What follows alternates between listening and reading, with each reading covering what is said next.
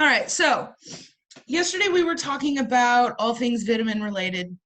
We've talked about the categories, fat versus water soluble. We know that fat soluble needs fats and bile salts. It is passive energy. Water soluble is active energy. We know that fat solubles do get stored in the body, and that toxicities are much more likely than deficiencies.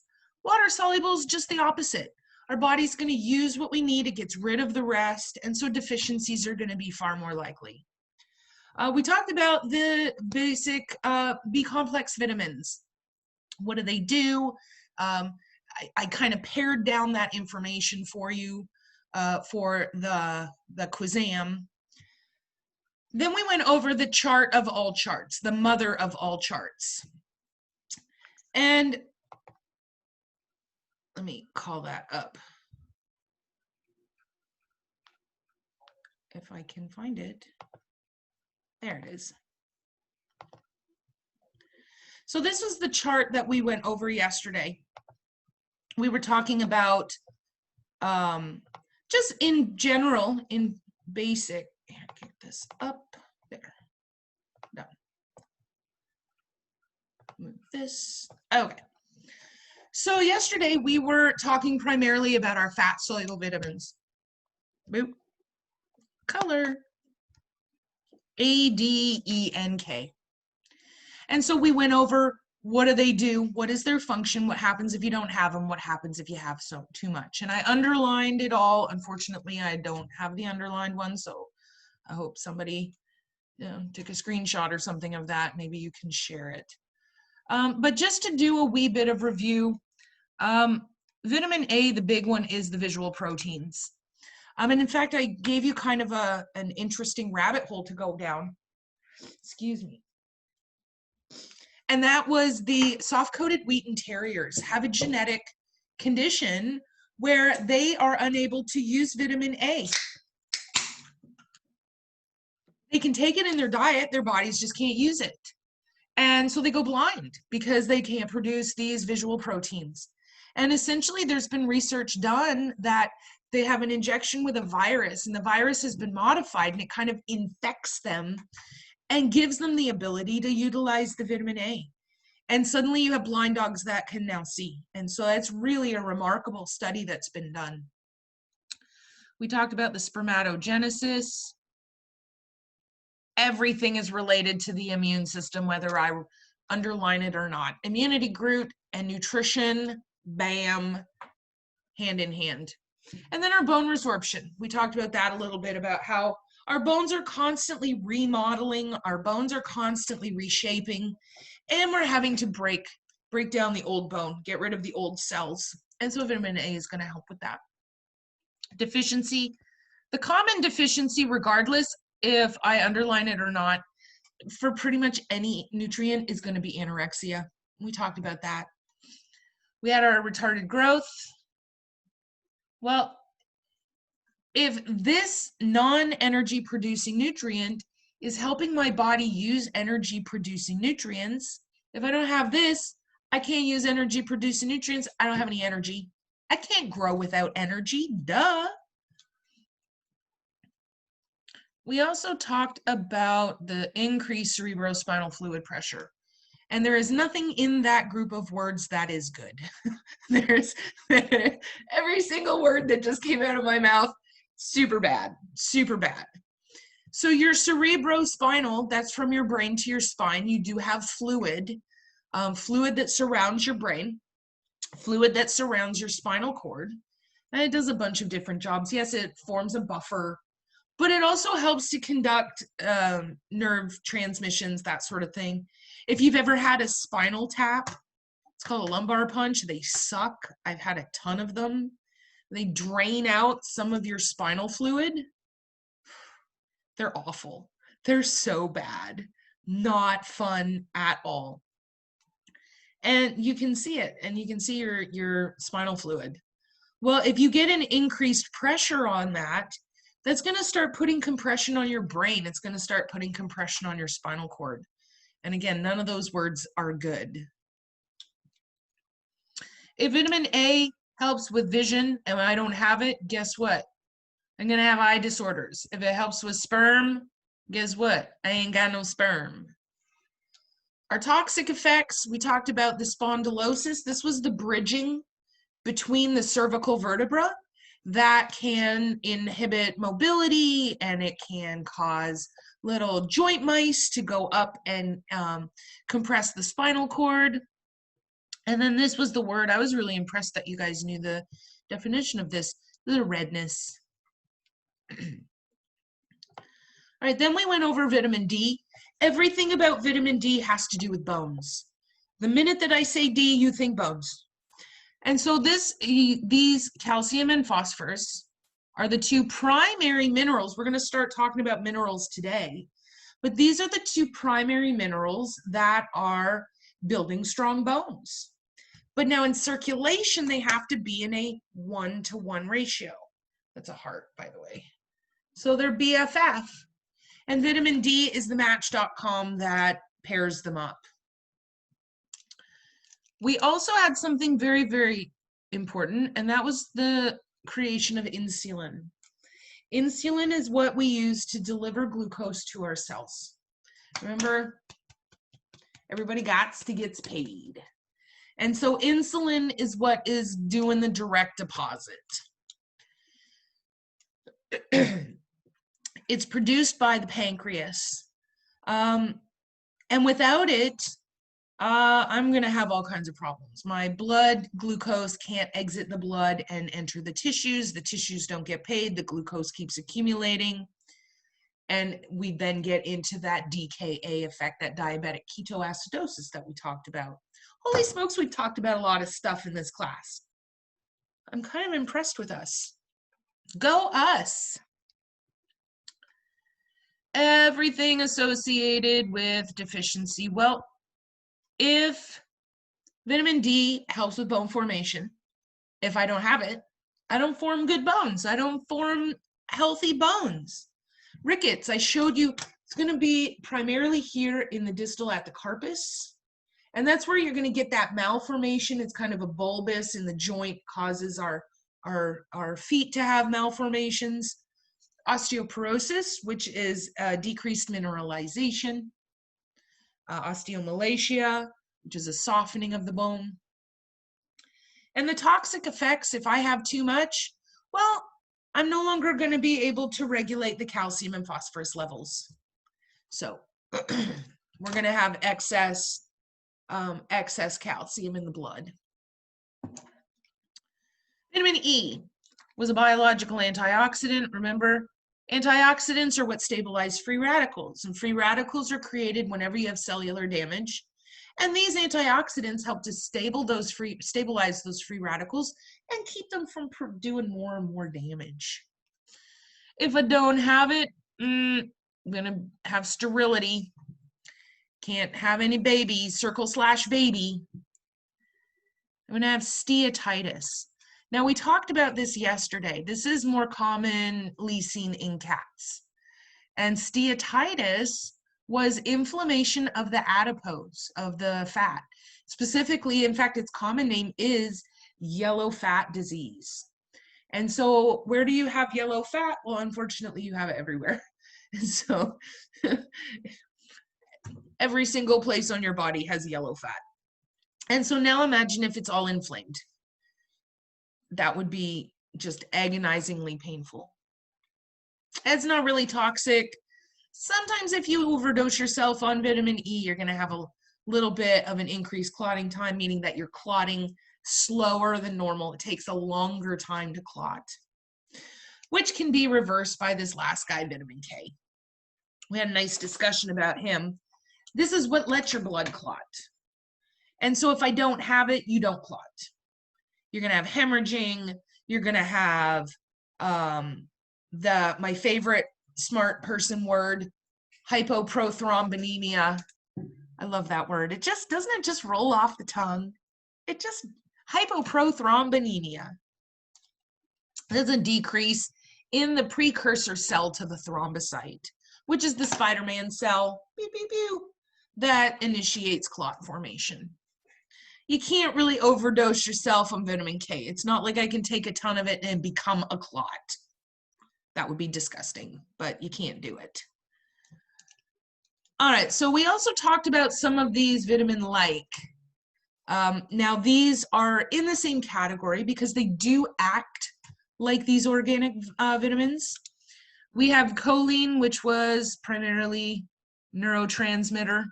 Remember, neurons are practicing social distancing. I don't know why that just made me giggle. Neurons don't want to touch anybody. They're like a social bubble.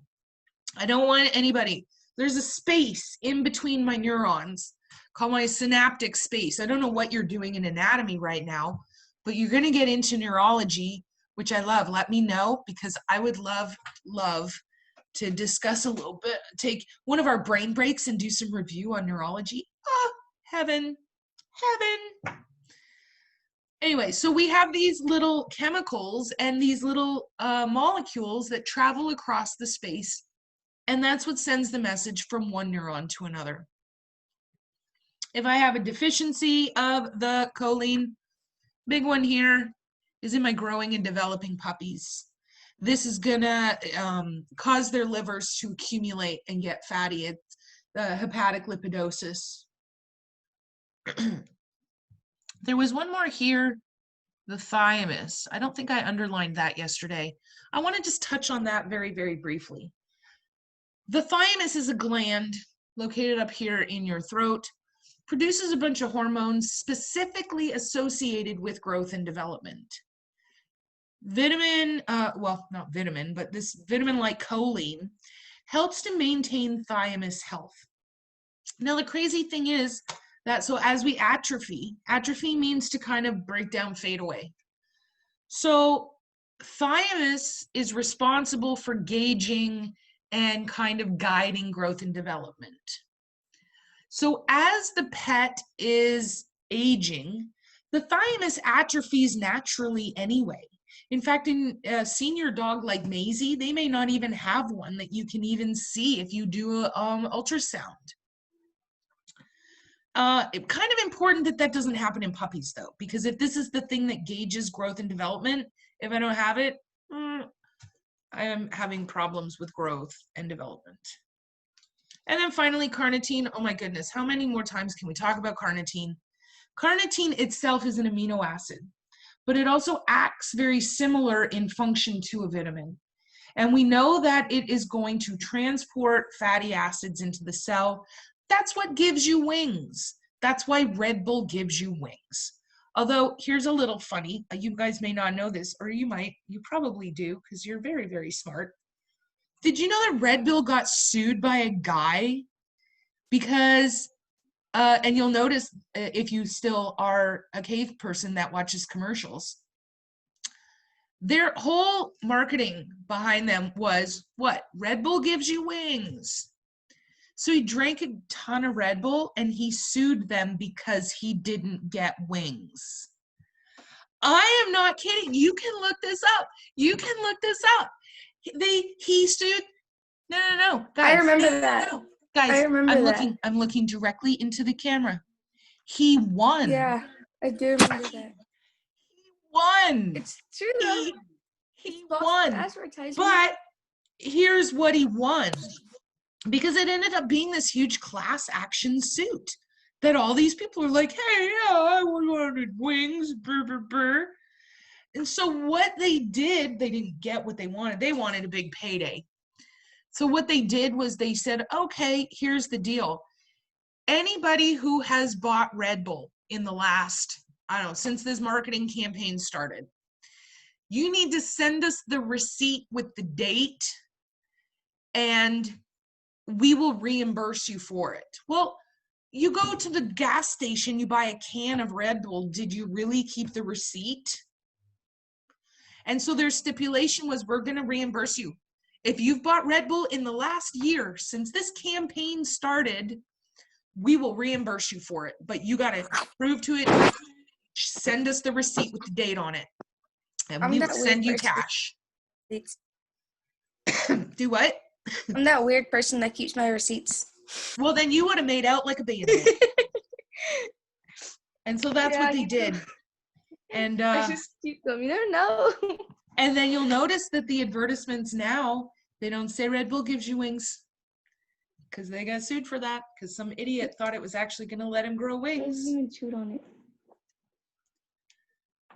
Well, like that way we have those dumb signs on like laundry detergent, do not drink, or the Tide Pods. You know? No, it's because of the TikTok or whatever it's called, the challenges, honestly, I say let them eat it and let the shallow end of the gene pool just clean itself. That's what I say. If you want to eat a Tide Pod, go ahead. Go ahead. It's your American right to eat a Tide Pod. Man, I wish everybody that wanted to eat the Tide Pods ate them. Yeah, The world would natural. be, like you said, natural selection. Natural selection. Go ahead. Take them. Go ahead. Look, you don't want to do this. Oh my goodness gracious. So, anyway, going back to carnitine. See, you just Transports our long chain fatty acids. I know, right, Ariel? I'm not going to risk it. I can buy, and you know what? Tide Pods are so much more expensive than candy. I'm not going to waste money drinking a Tide Pod. Oh my God. For those of you that live on your own and have your own apartment, you know. For those of you that live with parents or other people who help take care and do the shopping, you don't know. You don't know how expensive laundry detergent and toilet paper and paper towels are. You have no idea. You're in for a rude awakening.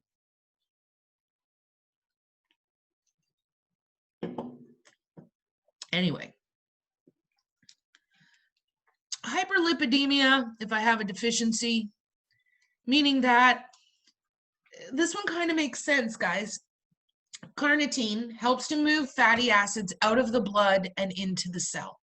If I don't have it, it can't move the fat. Where does the fat go? It goes nowhere. It stays in the blood. Hyperlipidemia means excess fat in the blood. And then for both of these, I don't have any toxicities.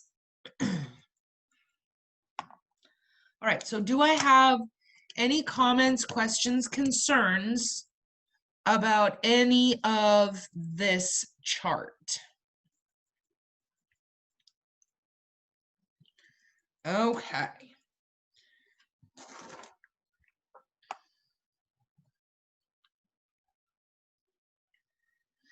So the rest of this, I think we've only got 4 or 5 slides left, is pretty much review, is just kind of reiterating the points that I just made. So the great thing is with our commercial pet foods is they are formulated, they've taken all the guesswork out of it for us. They have complete and balanced all of the nutrients. So all of these nutrients that cats need, that dogs don't, in the right amounts, all of that's been done for us. Where we're going to start to really see issues is with the people that are cooking for their animals. Unfortunately, it's called a BARF diet, which is biologically appropriate raw food. And this is where you are going to start to see some deficiencies or toxicities. The other place that you're going to see specifically toxicities of our fat-soluble vitamins is with people supplementing. Hey, I take a daily vitamin. My dog should take one too. It keeps me healthy. It keeps me happy. My dog needs to be healthy and happy. But instead of going and getting dog meds, they're just like, here, Fluffy, have this one a day. And Fluffy weighs 10 pounds, and that one a day is dosed for an adult-sized adult human. This is too much. It's 10 times the dosage, if we're lucky. So those are the times when you're really going to see the toxicities. We really have limited the number of true nutritional deficiencies and toxicities because of the commercial pet foods. As I said, a deficiency in vitamin E is going to lead to steatitis. Steatitis is localized. Pansteatitis, pan meaning what? entire. And so pansteatitis is inflammation of all of the yellow fat. And so that's known as yellow fat disease. And that one is really found much more commonly in cats. So I'll give you guys a minute. I see you frantically writing.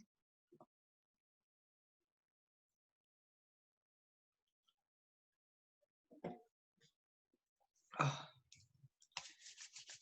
Yum.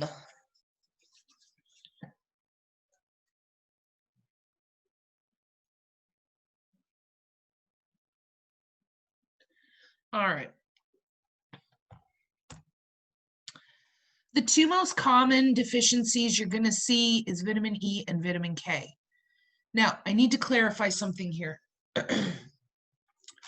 Vitamin E is the most common nutritional deficiency you're going to see, right? Vitamin E, nutritional, meaning that it is truly not being taken in the diet. Vitamin K is not a nutritional deficiency. It is still the most common deficiency, but the reason why we have a deficiency with this vitamin K was because it's not that my body is not getting it. It is okay in the diet. It's that my body cannot use it. Still considered a deficiency. So this one is a true nutritional, we're not getting enough of it in the diet. This one is a non-nutritional deficiency, meaning that we have something blocking our ability to utilize it. Does that make sense to everybody? All right. Oh, my allergies are crazy today.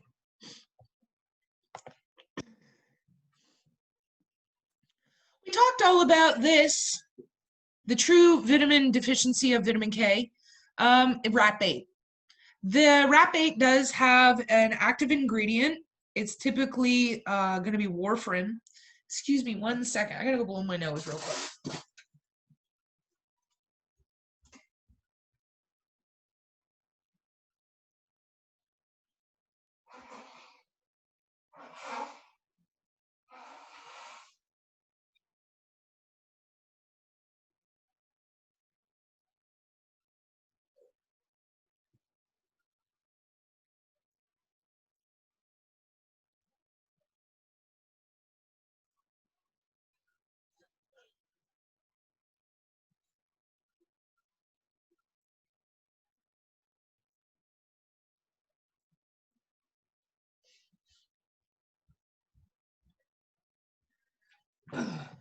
Oh, thank you. Sorry about that. I didn't want to be sitting here with snot running down my face, looking like, you know, a little kid on a cold day, trying to.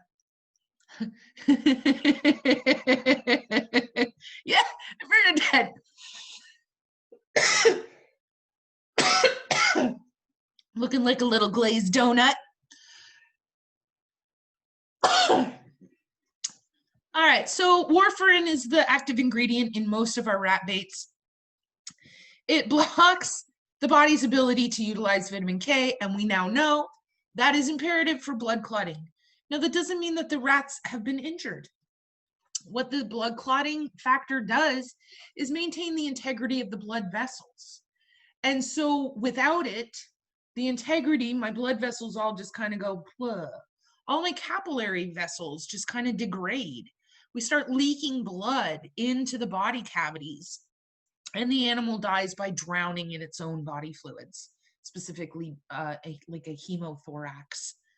So our animals, I told you the story yesterday of Romeo and Juliet. Our animals can be affected by this warfarin. And the remedy is, number one, get them to vomit it up right away, immediately. It has to be immediate. And then what we do is we just throw a crap ton of vitamin K at them. The idea is that the warfarin is blocking the body from using it. So if we just jam it full, some of it's going to get through. Antioxidants stabilize free radicals. This is not new information. Nobody should be shocked by this information. The two vitamins that do function as antioxidants, this would be a great test question. Go back. Vitamin, of course. Absolutely. Okay, I'm good. Thank you. You're very welcome. So vitamin C is the water-soluble antioxidant. Vitamin E is the fat-soluble antioxidant. So supplementation of these would be okay. Just don't go crazy, especially with the vitamin E.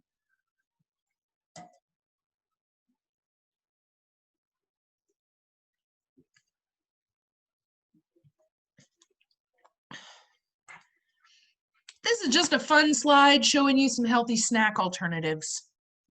This is not going to be on your test. This is just a fun informational slide.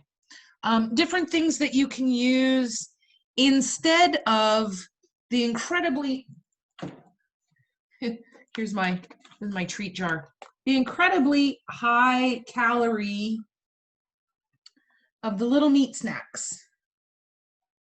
Oh my goodness. They go cuckoo for these.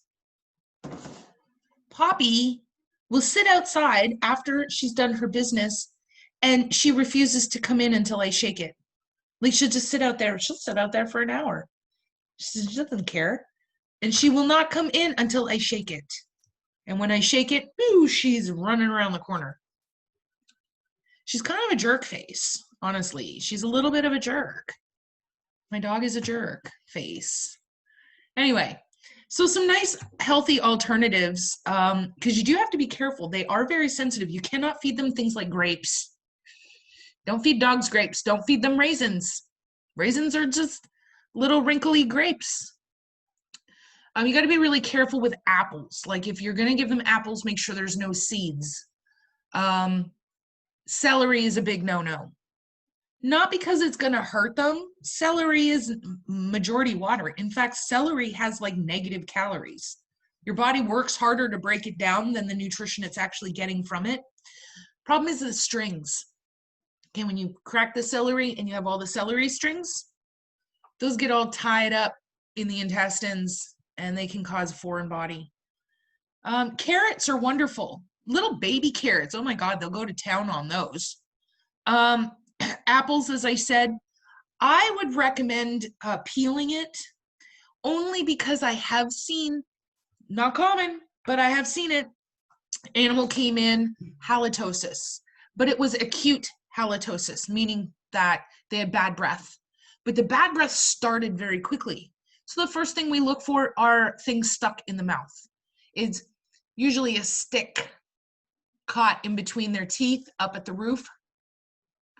No stick. So then we start looking. Turned out he had apple skins caught in between all of his teeth.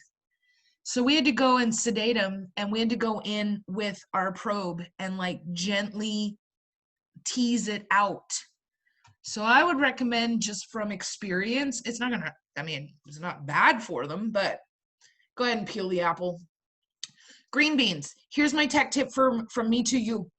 Is take your green beans, soak them in water for like 10-15 minutes, let them really get kind of absorbed. Drain them off, put them in a bag, throw them in the freezer.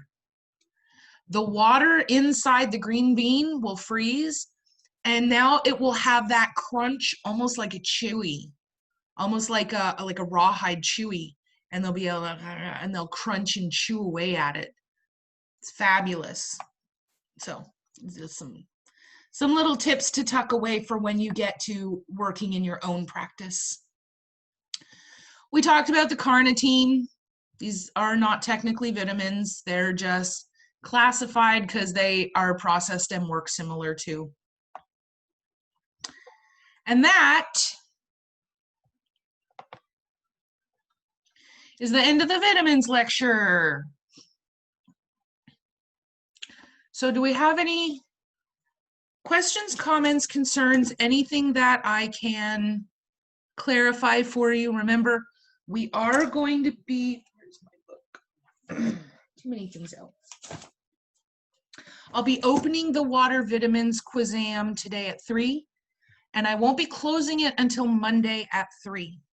Now, the one thing I did want to make mention, I had sent out several emails. I have, I think, discussed it during class. I think some of your other instructors have. I'm still having some students with a little bit of confusion about the tests and when they open, when they close. So I just want to address that right now. All of your Moodles, the Moodle company is a New York-based company. And so all of your Moodles are automatically defaulted to Eastern Standard Time, which is 1 hour ahead of us. And so when I say that the test will close at 7:15, if you have not yet changed your profile to Central Time, it's going to show you on your test an hour more. It's going to say 8:15. Even though I have set it on my computer for Central Time, it's converting that to Eastern Time. That's why you're going in, you're like, oh my God, I thought she was going to close this at 7:15 and she gave us an extra hour. Yeah. And it says, no, that it is closed. Because what you need to do is you need to go into your profile, and right up at the top, you'll be able to get a little pull down menu that says set the time zone. So you need to go in and set the time zone. I think the majority of you have done this. I did send out instructions, I emailed you, I've talked about it in class, but I think some of you, just a couple, just a handful, didn't go in and do that. And so that is the confusion when you're seeing 8:15 instead of the 7:15 that I said the test would be over.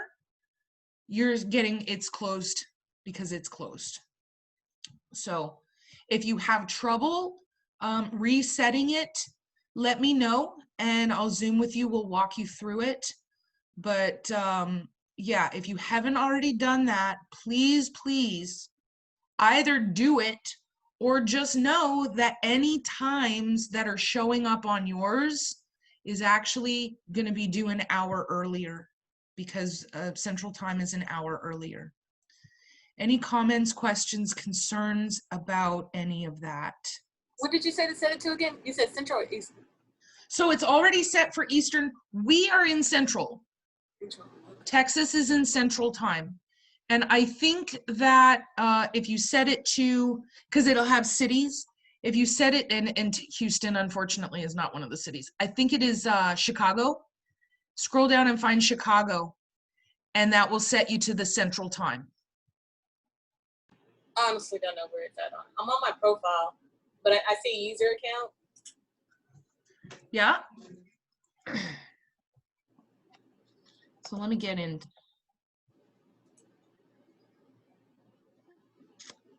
Oh, I see it. Do you see it now? Yeah. Okay.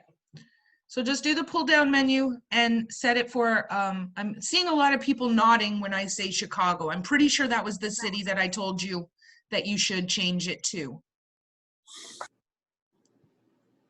Yeah, thank you, Case. Yeah, I thought it was. So if you haven't done that, and I did, and I'm just reiterating, I did email all of you a couple of times about this. And I did mention it in class a couple of times. So I did let you know that it was set to the wrong standard time. But please go ahead and fix that so that you will have the accurate deadlines for these tests. Although I do also say in the classes when it's going to be open and when it's going to be closed. If you happen to be one of the people that had an issue, it's a Moodle issue, guys. You know, I got you. Have we met? I will be making I will be making arrangements to do makeups. I will be reopening them at some point for everyone that did not have an opportunity to take it. All will be well. All will be well. You will have an opportunity to take it. I will schedule time specifically before the end of the term, just like I would if we were in class. If you didn't come to class and you missed a test, you would have the ability to make up that test. Now, normally we do it during the final, but since we're doing it electronically, I'll open it up for you. It's fine. It's fine. So don't worry that 0 will not stay. You will have an opportunity to make up the test, regardless of why. I've had people with internet problems. Ms. Huff, a storm came through just as I opened the test and my internet went out. Ms. Huff, you know, something happened when I tried to submit. All will be well. All will be well. I got you. Any other comments, questions, concerns about any of that? I have a question about like for our grades, like are they gonna fix it where we're gonna be able to see our grades on Moodle? Yes, ma'am. That's just really irritating me, to be honest. Noelle, I heart you so much for mentioning that because I knew there was something that I needed to also bring up for you guys. So I just had a meeting this morning with Mr. Hamilton, and I've been informing him because guess what, guys? You're not the only ones that can't see your averages. I don't have access to any of your averages. Now, I can see what you see where you can go in and see your individual test grades and your individual assignment grades, but it's not giving you an average. Is that correct? Okay, that's the same thing for me. Now, when we looked into trying to get it fixed, it's an administrative thing. And the thing is, I don't have those,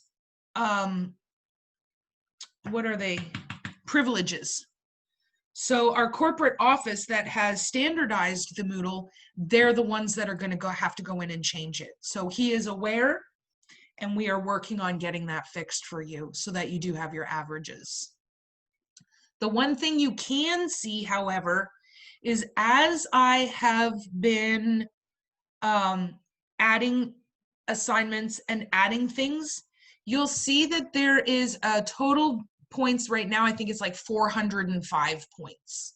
And in fact, I can probably, I don't know if I can pull up one because I don't want to show one person's grade, but it is, I think, 405, and it should show you how many points you've gotten out of how many points are available.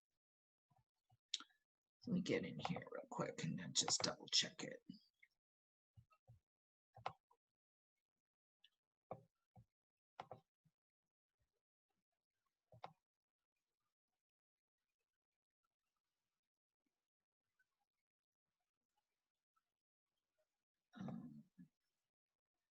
I'm not sure where that is. Anyway, I'll find it.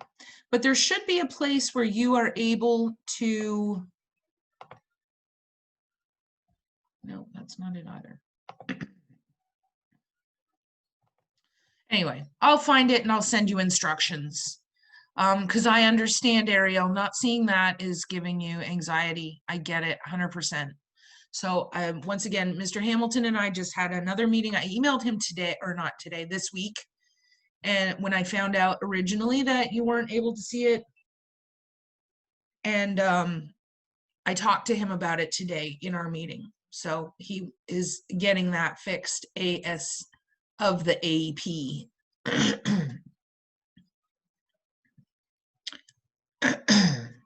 Excuse me. So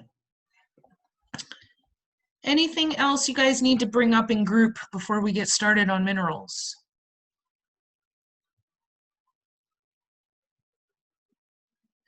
All right.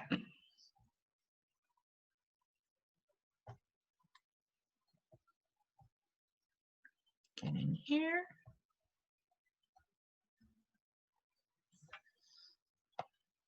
All right, so gonna warn you right now. This minerals PowerPoint, there's a lot of information. Oops. Whoops, that's there. Sorry, I forgot to stop share.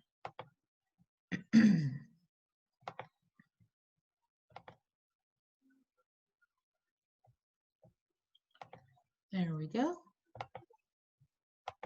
What is happening?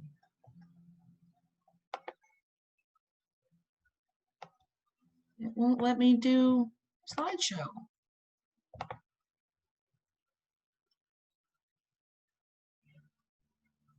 All right, hang on one sec. I might have too much stuff open down here.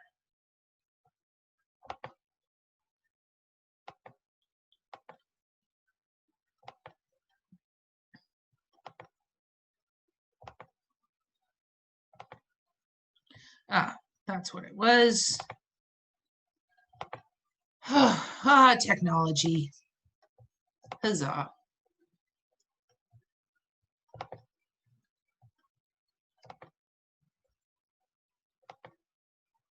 There. All right, so this minerals PowerPoint has got a lot of information.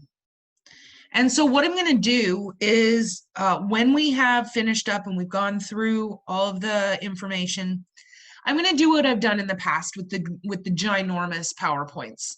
I'm going to do a testable materials. So I'm going to condense the information for your Quizam. I'm going to make sure that you have some direction and some focus as to what you need to study for the minerals exam. And so even though there's a ton of information that we do need to go over, I am going to pare it down for you. So just keep that in mind as we're going through. So minerals are inorganic. Inorganic meaning that they are already in an elemental phase that our bodies are able to use. We don't have to break them down just like our vitamins. We don't have to break those down. There's about 18 elements that we are thinking are essential for nutritional health of mammals. Just like all of our other nutrients, they are separated into two different categories: macro and micro. Macro meaning big, micro meaning tiny. Now, this does not refer to the size of the mineral. It's not like my macro minerals are like these giant boulders and I'm like, I can't even get it in my mouth. No, the macro and the micro is referring to how do you take them nutritionally. Macro minerals, you need to take a large amount nutritionally. Micro minerals, you need a much smaller amount in comparison. So, macros are required in large amounts. Micros, also sometimes known as trace elements or trace minerals, they're only needed in very, very tiny amounts. Still super important, but you just don't need them in as great. So this chart, I am not going to have you reproduce this chart. It's just a visual aid for those of you who are visual learners. The macro minerals, well, I need them in much greater amounts, and so these are going to be found and account for most of the minerals in the body. So this is just kind of showing you, and these are the, oops.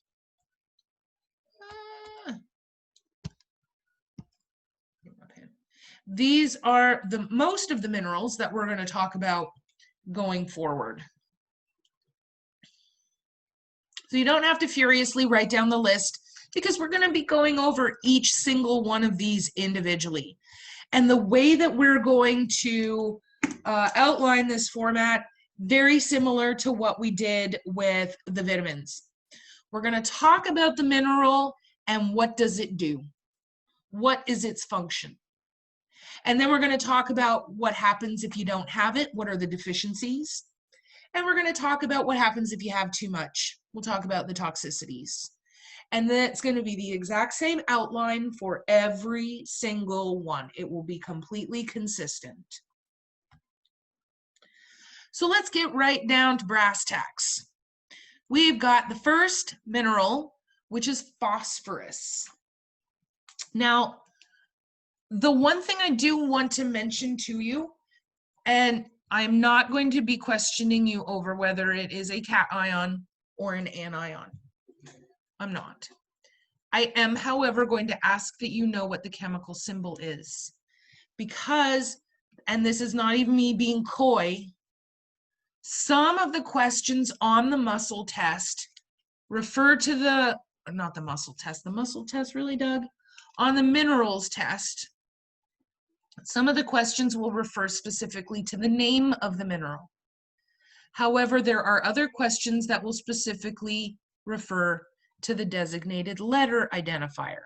So you're going to need to know the name and the letter identification. So I'm not even fooling around. I'm not even being coy. I'm not even being subtle. There are questions where it may name phosphorus by name, and there are questions where it will only name it by the letter P. So you have been forewarned. Hang on, I got to turn down my AC.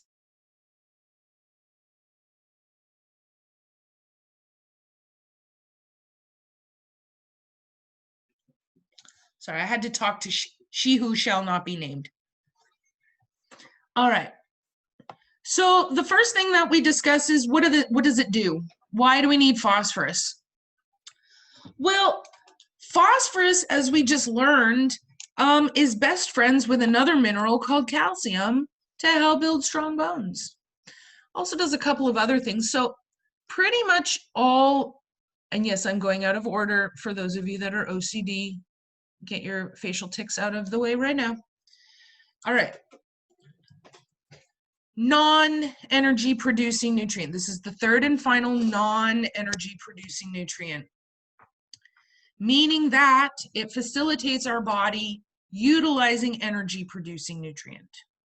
So that's what this does. And whether or not it says it on the slide, this is a constant. Every mineral is going to do this. It's going to help your body utilize the energy producing nutrients. So this is one of those unsaid, unspoken, yet applies to everybody. All right, so phosphorus aids in bone and teeth formation. It is in a 1-to-1 ratio relationship with calcium, and it is a primary ingredient. We call it a constituent, a primary constituent of bone formation. It is like if your bones are made of bricks, this is one of the things that gives the strength to the brick. And if we don't have it, suddenly the brick does not have the same integrity. It's going to be like having a brick just made of mud.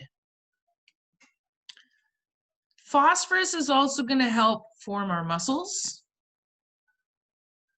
and it's going to help with reproduction. So I want to reiterate one quick thing. These three.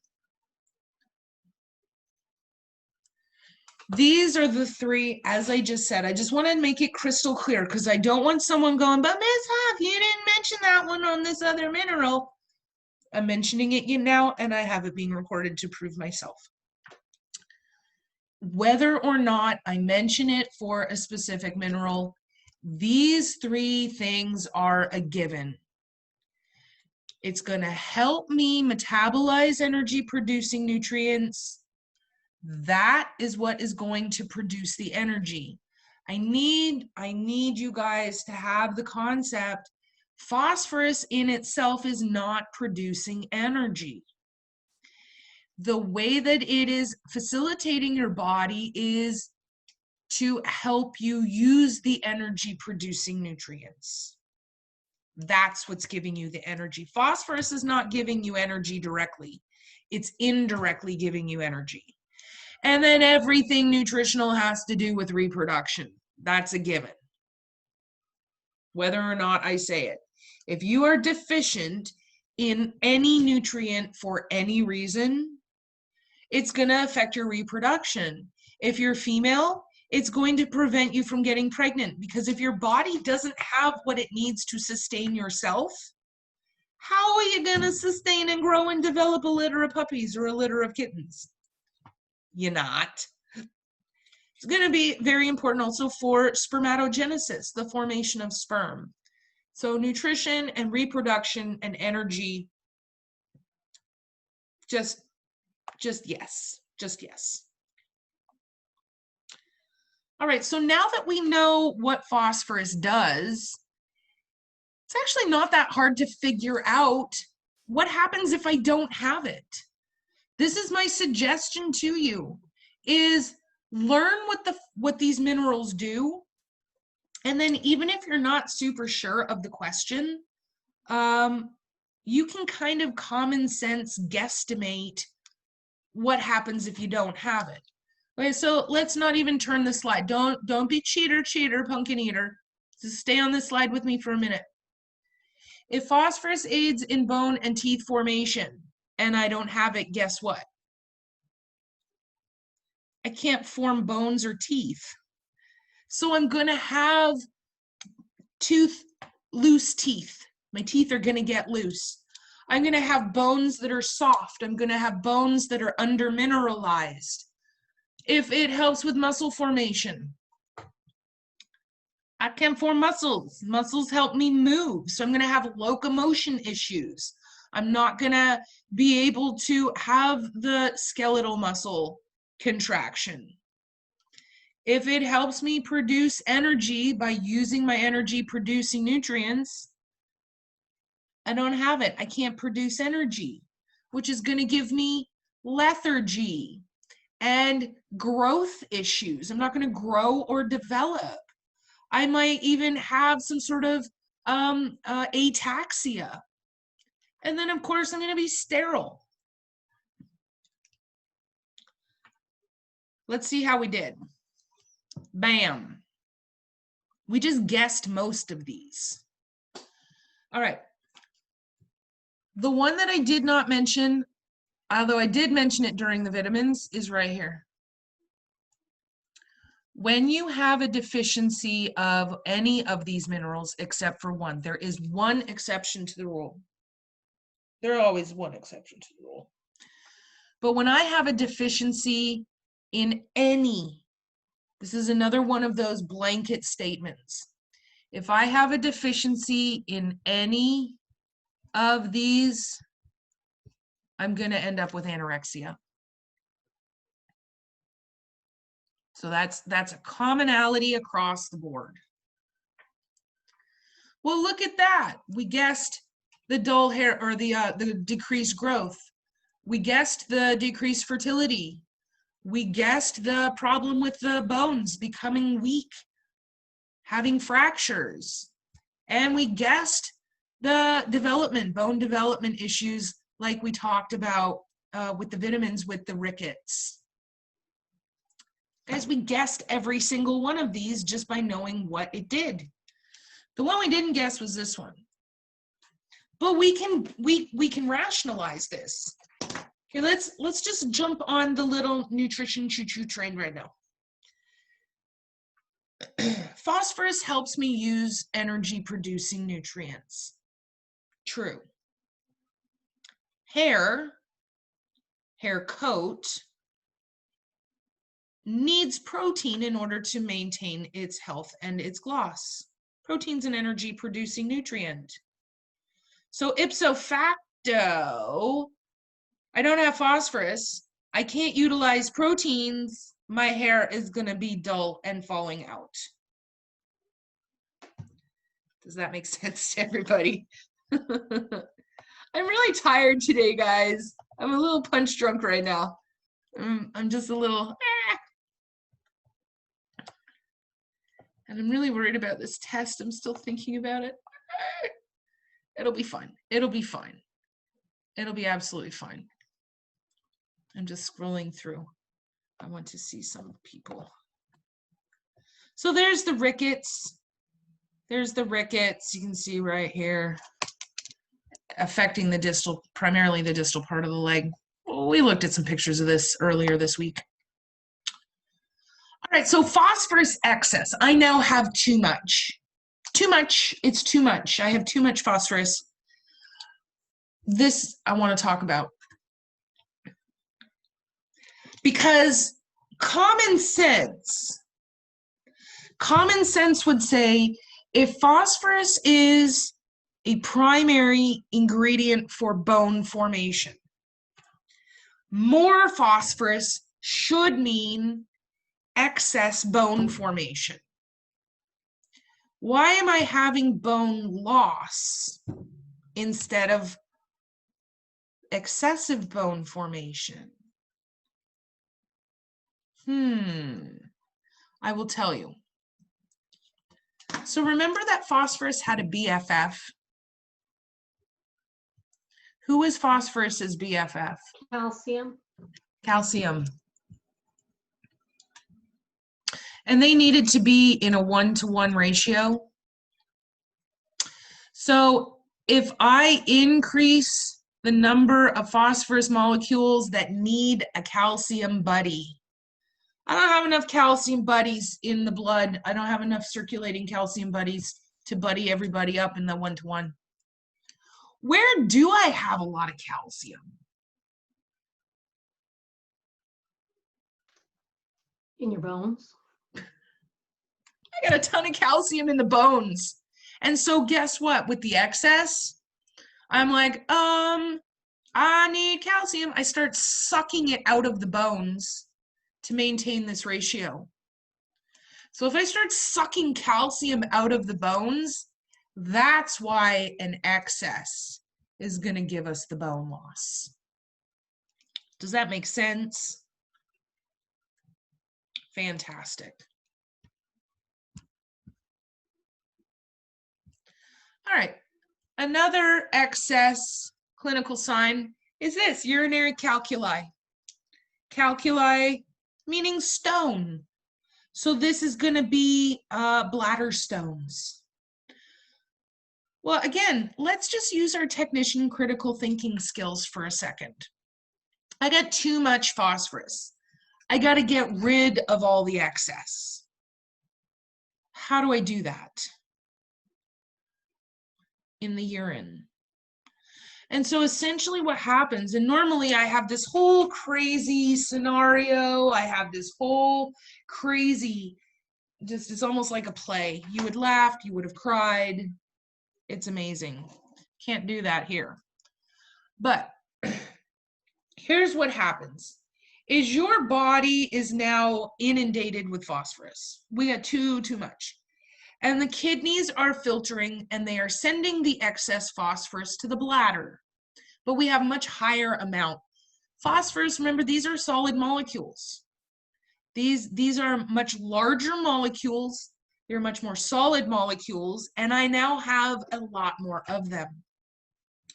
So they're now accumulating in the bladder. The bladder normally holds what? Urine, which is liquid. Suddenly it has all of these molecules that are kind of bumping up and scraping it and causing trauma and damage. And the bladder's like, I don't really like this very much. I'm kind of feeling like this hurts. And so what the bladder starts doing is trying to protect itself. And it starts laying down layers of mucus because that's going to cushion. Now when these little molecules floating around are bumping into the walls of the bladder, we have a little bit of cushion. Problem is they get sticky. And they're not only bumping into the walls of the bladder, they're bumping into each other. And they're getting stuck together. Well, this forms a bigger molecule, which causes more trauma, which causes the bladder to have more mucus, which causes more sticking together. And they stick and they stick and they stick until we end up with a stone. So that's kind of the anatomy of a bladder stone. We have some phosphorus molecules. Okay, so most of them are sent to the bladder to be removed from the body. But some of them are like, hell no, I won't go. And they hide. And they find these little caves, these little crevasses inside the soft tissue. And they just hide in these little caverns in the soft tissue, and they're just like, they don't want to leave. And the same thing happens. They create irritation because they're not supposed to be there. And then they will, because of the inflammatory response, become more and more and more joining together. And you're going to end up with these hard, it almost feels like a BB. But the problem is you can't surgically remove it like a BB. Like if I have a BB in my arm, I do a little incision and whoop, just pluck the BB out. Even though it feels like a BB, this is like muscle tissue. So I would have to amputate out the muscle tissue in order to get rid of this calcium deposit. It's crazy. Finally, we have a secondary condition called hyperthyroidism. And what hyperthyroidism is, an overactive thyroid. Your thyroid is what monitors and manages your metabolism. And your metabolism, remember, is how efficiently does your body utilize the nutrients that you take in. If I have an overactive thyroid and I'm overproducing, it means that my body's metabolism speeds up, which means I'm using nutrients way faster than I should be, which means I don't have anything going to the storage unit. I'm actually pulling stuff out of the storage unit. I'm using way more energy than what I normally would. And so that's what hyperthyroidism is. And secondary, meaning it is due specifically and directly related to something else. So that is all of our phosphorus excess. Comments, questions, concerns. This is the format that we're going to do each and every mineral. We'll talk about what it does. We'll have a discussion. I'll discuss with myself what happens if you're deficient, and then we'll outline the phosphorus excesses.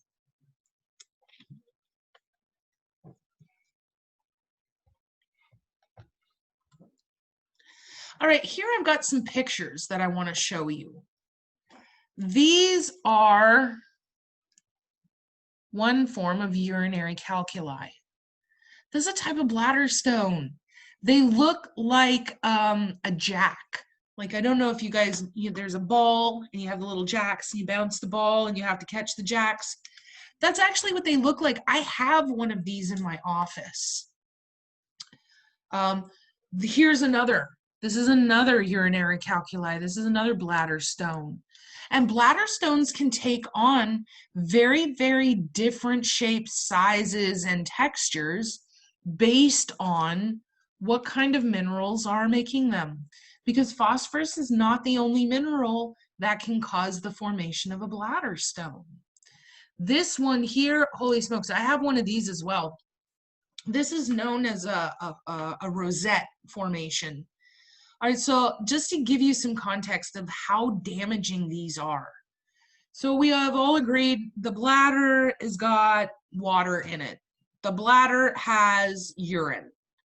It has never had anything except fluid inside of it.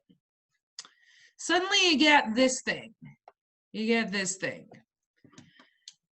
These edges right here are razor sharp. For example, when I had mine first, when I first got it, and I'd hold it in my hand, you could squeeze it just like this, just a little bit of pressure, and it would cut you. You would get these tiny little micro cuts. Well, the tissue on the palm of my hand is way tougher than the tissue on the inside of my bladder.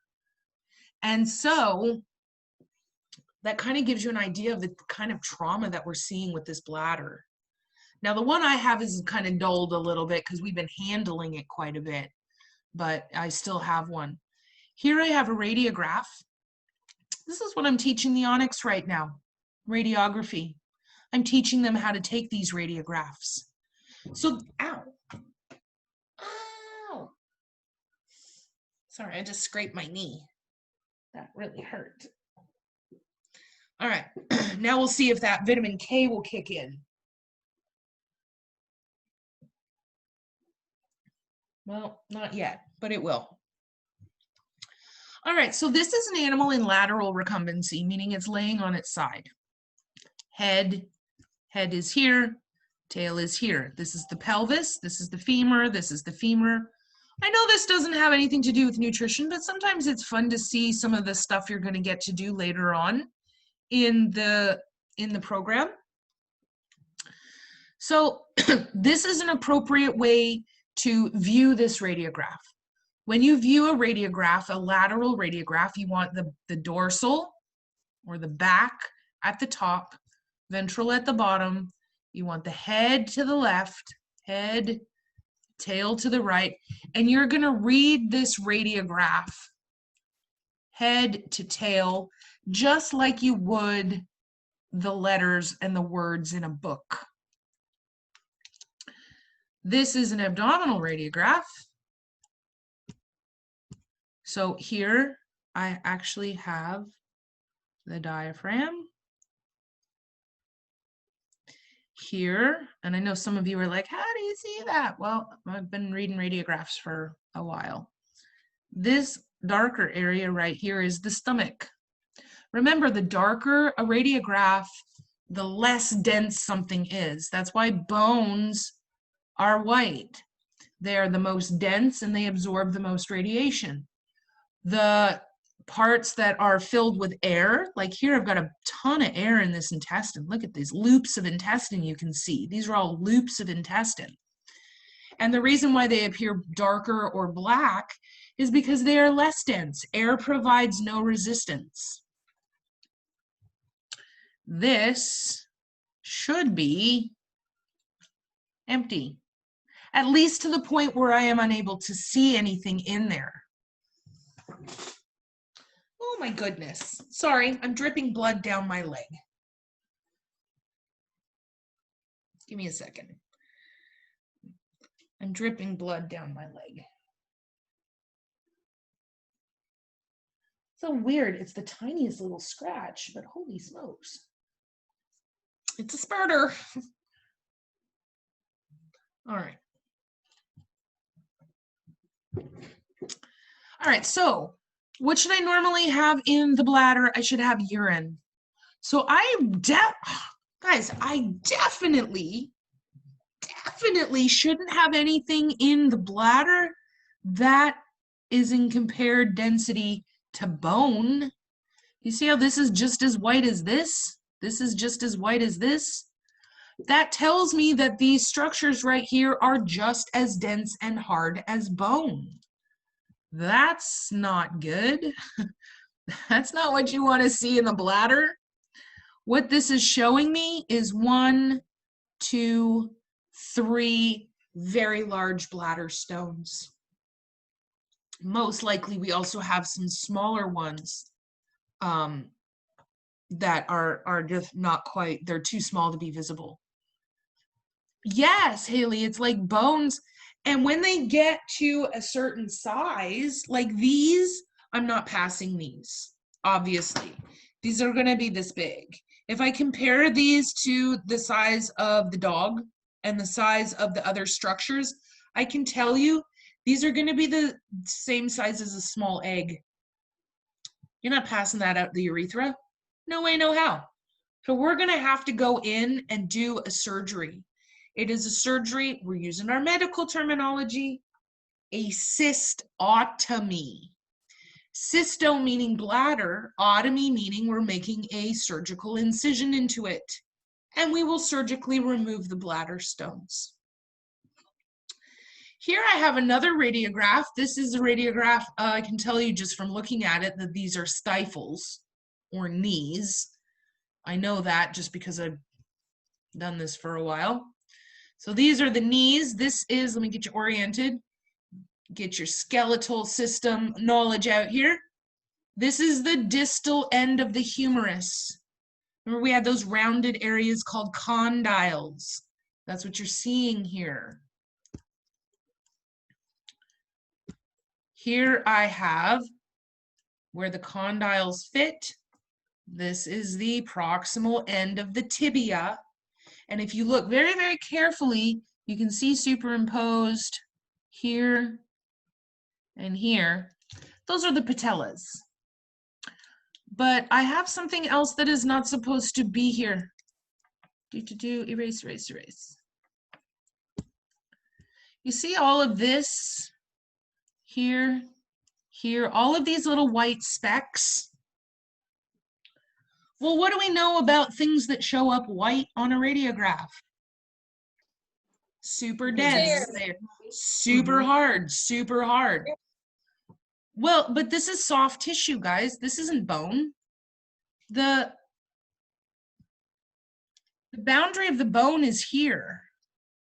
This is muscle. And so this is showing you that calcification of the soft tissue. And so again, it looks like I could just go in and kind of, you know, flick them out or do it like I have, you know, just squeeze them out like a pimple, except these are now part of the fibrous structure of the muscle. So that's why I can't just remove it. Sorry, I'm still bleeding. I think I need to get a knee pad because honestly, the way that my table is, my table at the bottom is a wrought iron. It's really very pretty, but it's a very rough wrought iron. And so when I move sideways, just because I get stiff and I'm trying to move around a little bit, I'm continuously scraping my knee on this wrought iron table. And I now have like a permanent scab. I'm gonna have to, I think, get my knee pad out and just put a knee pad on so that I can stop traumatizing my poor knee. Oh my goodness gracious. It's a cool table though. It's just, it's super rough and it's metal. So that every damn time I turn like this, it scrapes my knee on the leg of the table. I think I've stopped bleeding now. We probably need to baby-proof it. With a I little probably need, rubber. yeah, you know what? Here, let me get my bloody, here, let me show you what I'm talking about. Just so that you know when I'm like, oh, ow. Move my roller skates. Okay, so this is, oh, I guess I have to turn it, don't I? It was stupid, Miss Huff. All right, so this is, see, that's the inside of my, right here, this loop, and then it comes down, oops, here. So this, oops, I'm pushing all kinds of things, right here. There. This part that juts out, that's the part that I keep hitting right there. And it's super rough. Kind of see it there. It's super rough and it's been ripping the skin off of my knee for the last 8 weeks. So Go buy one of those noodles at the dollar store, like for the swimming pools, and cut it and just stick it on there like that. oh my God, Bernadette, that is such a good idea. Because I can sit forwards, but every now and then, you guys know, it's sitting here for 2 hours. I gotta just stretch a little bit. So I gotta put my feet out and And point your toes when you get excited. I gotta point my toes because all 4 of the legs come onto the bottom into like this scroll work. And so I can't even have anything, like I can't extend my legs out the bottom of the table because they all come together underneath the middle. I sometimes will, like right now, I'll just do it like a footrest. But because it's such rough metal, I can't leave my feet on there very long because it hurts my feet. So welcome to my life. Jeez. First world problems. First world problems. Oh my goodness. All right, so let's get back to radiographs and phosphorus. How are you guys doing? Are you okay? You're looking a little weary. You're looking a little, some of you are yawning as I'm saying that. Oh, You poor sweethearts. And Robert, I'm not picking on you. I promise, sweetheart. I'm not picking on you. Are you being interrogated by the CIA right now?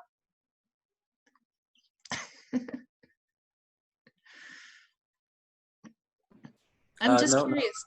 not currently. Not today.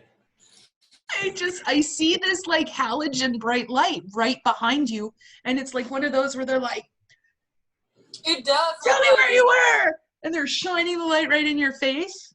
My Like mind that- hunter. Like, That light where are is the people? that light is the brightness of the sun. I feel like you're interrogating me right now. Maybe I am myself. Maybe that is going on.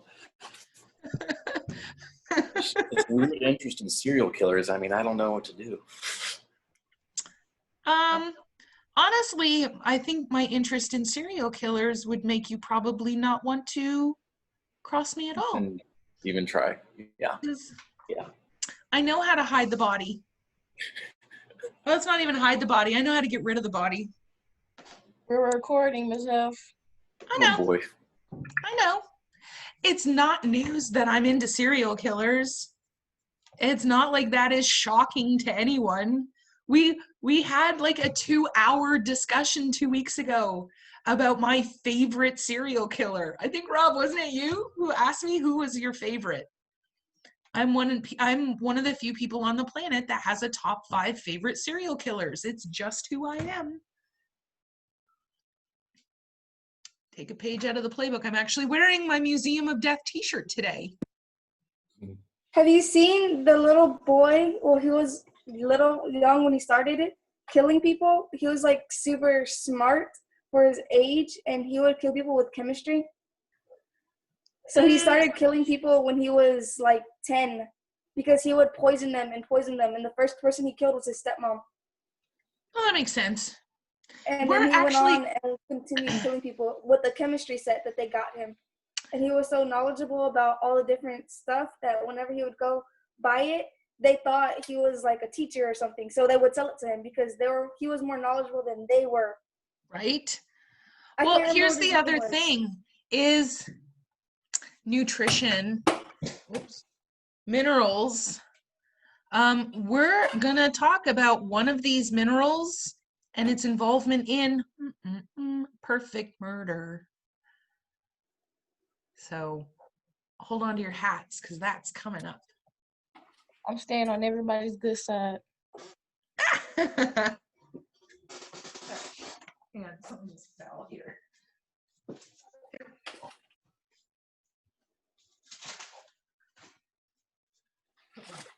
Here. There. All right, so let's continue on looking at all of this. Thank you for indulging me. I needed a break. Though now my computer is not sitting properly. There. All right, so that's the calcification of the soft tissue. And this is feline hyperthyroidism. I know that's a lot of words. That's a lot of words. It just basically says everything that I just talked about. It goes into increasing the metabolism, the increase in the thyroid function increases the metabolism.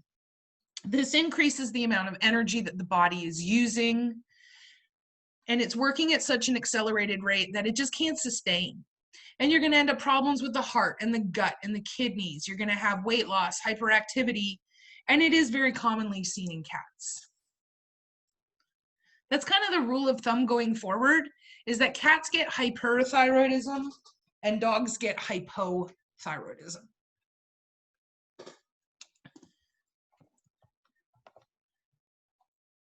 So that's where your thyroid is. It's in your throat, it's in your neck.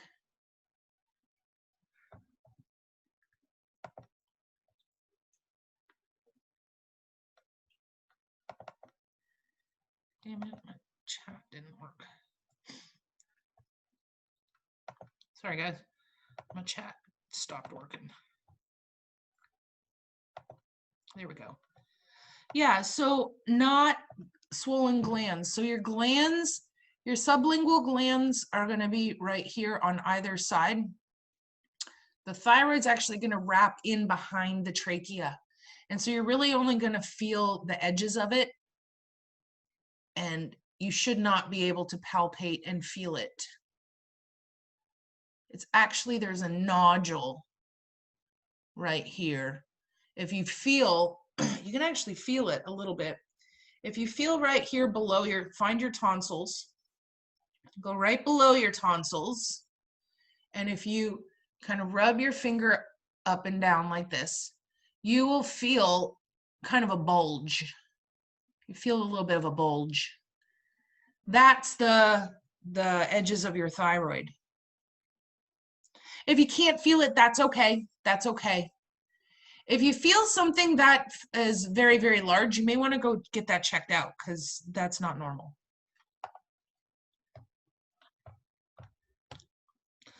All right, so as we know, the BFF to phosphorus is calcium and the letter Ca. Ca means calcium. We know that calcium builds strong bones. We know that calcium builds strong teeth. That one is not a shock. However, calcium does do a ton of other stuff in the body. Calcium is what just helped my knee to clot. We have our platelets, pew, pew, pew. We have our white blood cells rushing in, but calcium is also a very big factor in forming a clot and preventing me from bleeding out from this traumatic wound I now have on my knee. It is going to help with muscle function. So calcium, okay, I'm going to throw out a bunch of words and I'm hoping that you all catch them because we talked about this last term in A&P. I have a nervous signal come down to a muscle. What's the first thing that happens? Calcium floods out of the sarcoplasmic reticulum. Remember, calcium floods into the muscle cell. It binds with the troponin. It causes the tropomyosin to alter its shape because that's kind of what proteins want to do. Tropomyosin is a protein.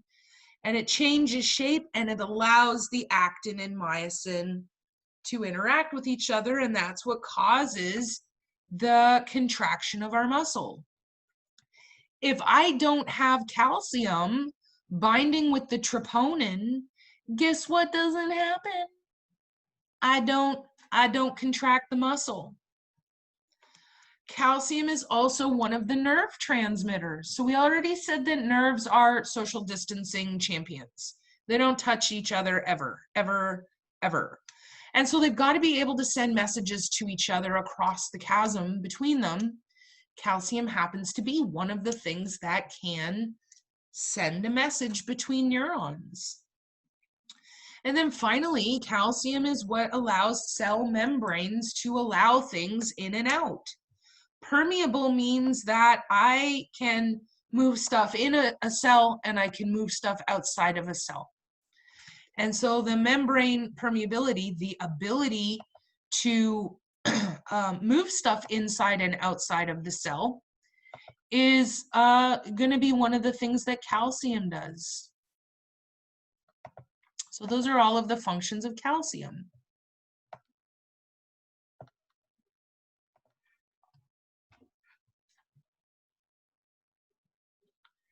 Oh, no worry, Kaylin. All right, so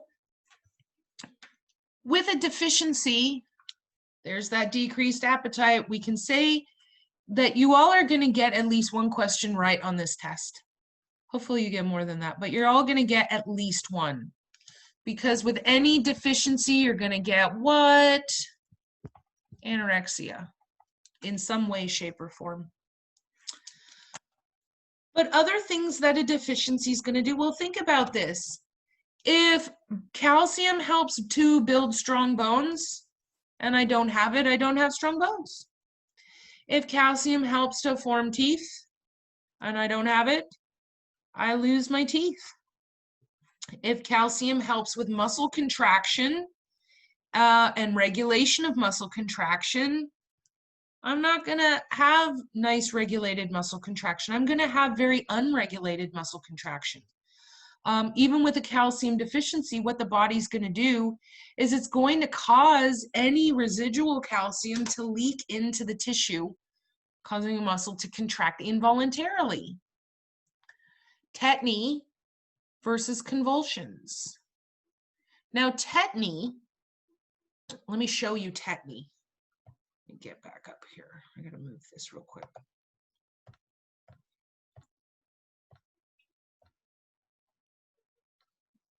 All right, let me show you tetany. Tetany is an involuntary muscle contraction without a relaxation phase. This is tetany. We sometimes call it the sawhorse stance. So for anybody that's ever done any home improvements, you've ever done anything like that, what a sawhorse is you have two pieces of wood here forming an A-frame. You've got two pieces of wood here. You have a piece of wood between, and this is the piece of wood that you can use to stabilize for sawing and hammering and all of that sort of thing. Hence its name is sawhorse. When we have animals having this tetany, this solid contraction with no relaxation, we call it a sawhorse stance because their extremities are extended out. On the opposite side, we could also have convulsions. Now, convulsions are also an involuntary contraction of muscle, but convulsions are going to be with a relaxation period. So kind of like this. So now I'm now having a convulsion. We say seizure. Seizure is another word for convulsion. So tetany, no relaxation phase. Convulsion does have a relaxation phase. And both of these are conditions that can be caused by this calcium deficiency.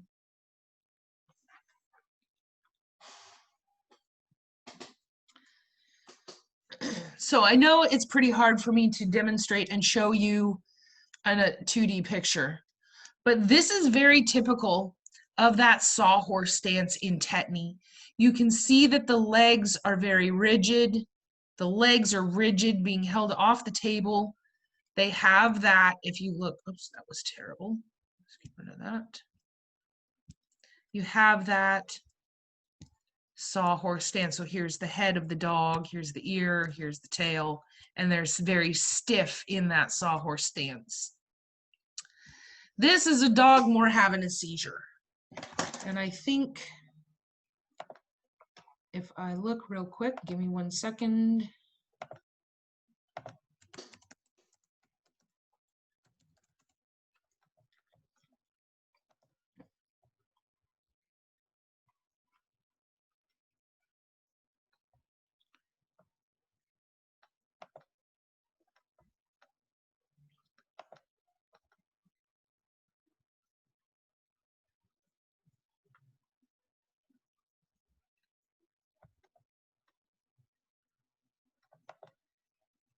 All right, not that one. Give me 1 second.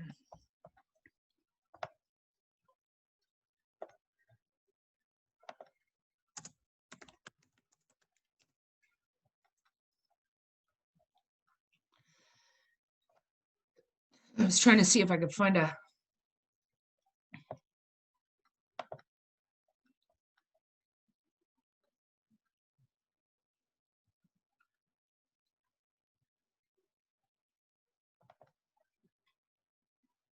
oh, this is a good one. All right. So just for interest, because we can, here we go. So this is actually pretty great. I just found this one right now. We do not need sound, but, so, and we're not gonna watch the whole thing because it's like 2 minutes long. So what you're gonna see, can you guys see this video? You guys can see it? Okay, I shared it right? Fabulous. Okay. What you're gonna see here are these two dogs. Here's the owner, I'm assuming owner. And the one to watch is this silver husky right here. You see it sitting down. And the other dog is very concerned. I know it looks like the other dog is like, hey, I want to play, I want to play. However, you can see the anxiety in the body language of the other dog because look what's about to happen. So the silver husky is now attempting to vomit. So we've got some paper towels now. The guy is trying to clean up the vomit. The dog is vomiting and the dog falls down. And now what you're seeing here is a major grand mal seizure. This is completely involuntary and very hard to watch. These are very, very, they can be very jarring.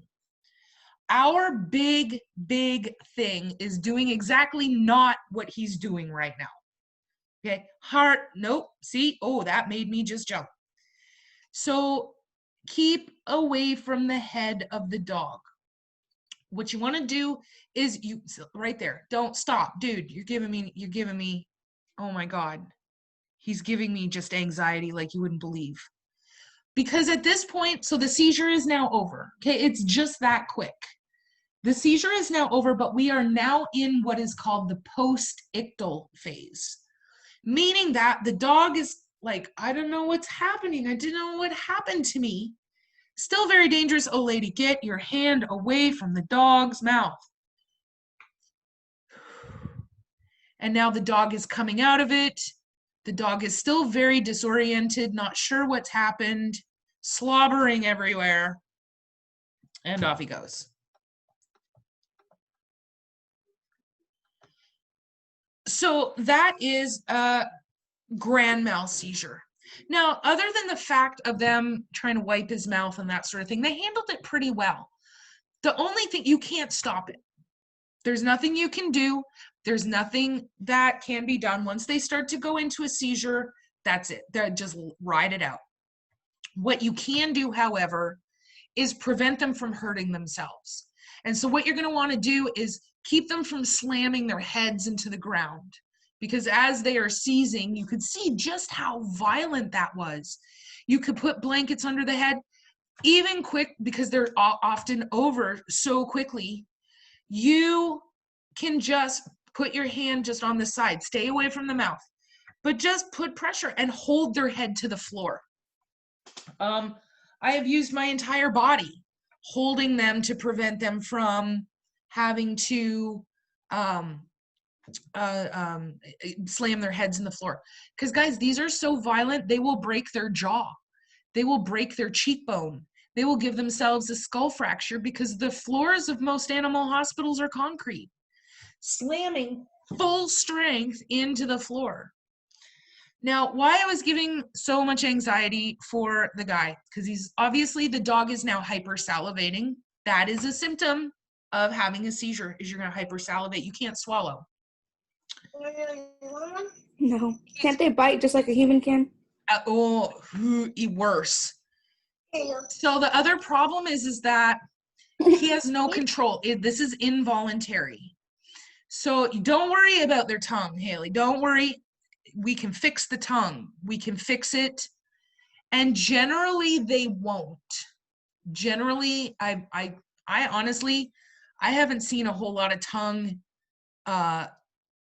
injuries associated with seizures. However, when they seize, they are going to either seize, you can see that dog actually seized mouth open. That's very common. But what can happen is suddenly turns into, well, we're seizing. We are now demonstrating the maximum amount of bite power as that dog is capable of performing. And so I'll give you a little story of warning. Had a lab. The lab was just completely having seizure after seizure after seizure after seizure. And so we're having to administer, we are administering phenobarbital, we're administering potassium bromide. Again, don't write these down. It's just so you've heard these drugs before. We're giving Valium. Holy crap, we're giving a crap ton of Valium. We're trying to sedate him. He just won't stop. He's just seizing. And so my goal was to literally sit basically on the dog, not using all of my body weight, but just we have him wrapped in a quilt, and I am just supporting him, holding him to the floor. And so new technician, green OJT, comes over and trying to comfort the dog while it's in a full-blown seizure. And I'm like, get away from the dog, get away from the dog, get away from the dog. And she didn't listen. Dog came up, grabbed her by the hand, but broke every metacarpal bone in her hand. Every bone in her hand broken. She was out of work for like 6 weeks because it was her right hand. So stay away from the mouth. Stay away from the mouth. Don't worry about the tongue. Don't worry about the tongue. Keep them from slamming their heads into the floor, 100%. Do it from back here. So when he was wiping the mouth, you could even see the dog come at him, and she's petting the dog and wiping it. It came up. They don't know where they are. That even at the postictal, they don't know where they are. They don't know what's happened. All they know is 1 minute they were here, 1 minute they were not, 1 minute they are back. And so it's incredibly scary for them, and they will lash out, and they don't mean to. So this was a lab, friendly lab, latched on, but it is the maximum bite forward that they are capable of doing. And it did. It broke every bone in her hand. So let that be a word of warning to you. There's your seizure lesson for today. Wake you guys up for your next class. Your seizure lesson for today. And all of that can be caused by calcium. Seizures and tetany. If I have a calcium deficiency, then that is the possibility and what you're going to see with the grand mal seizure. So any comments, questions, concerns before we do? Yeah, you can totally have muscle spasms with calcium deficiencies, with potassium deficiencies. In fact, Charlie horses are generally caused for potassium deficiency, and that's the next mineral we're going to talk about coming up, is potassium and its role in muscle and bone function. All right, so test will open at 3, okay? Go in right now and change your time zone, okay? To change your time zones, you need to change it to Central Time, Chicago. Choose Chicago. The test will open at 3. The test, this time I am giving you a little extra time because I did have some people contact me that they are working extra hours this weekend. So I'm going to be closing the test at 3 o'clock on Monday. But if you have not changed your settings, it will say 4 o'clock. That is not right. It is going to be closed at 3 o'clock on Monday. And that's it. Have a wonderful, wonderful weekend, my friends. Have a great lab on Monday and Tuesday, and I will see you a club meeting on Tuesday. We're going to discuss the podcast, and then I'll see the rest of you on Wednesday. So have a good weekend. Have a great weekend, guys. Bye. Bye. Good luck today. Thank you. You're welcome.